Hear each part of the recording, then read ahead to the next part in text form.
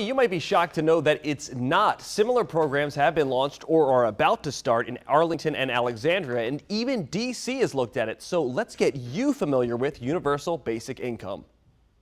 To understand Universal Basic Income, or UBI, we went to Ben Giddis, an associate director from the Bipartisan Policy Center's Economic Policy Project. We went to Elaine Mogg, a researcher from the Tax Policy Center at the Urban Institute, and then several studies on UBI in the real world. So first, what is Universal Basic Income? So basic income is the idea that every person in the country will have some standard of living provided to them. So instead of having a number of different programs folks would go to, there would be one check that goes out to every single person.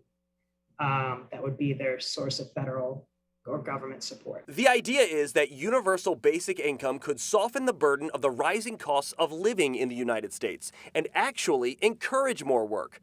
Which is another question a lot of people ask. Wouldn't that just discourage people from working if they're getting free money? Here, our experts disagree.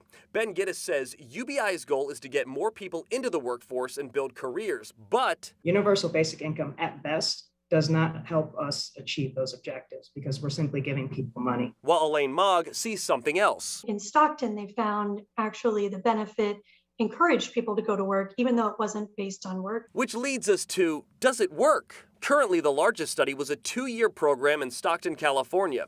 Here, the city gave an extra $500 a month to 125 residents for 2 years. And what they found is that people who got the full benefit were more likely to increase the work hours. But there haven't been really any large-scale implementations of a universal basic income that would be insightful for U.S. federal policy for implementing that. Which is why the pilot programs in Arlington, Alexandria, and now Montgomery County will be so important going forward.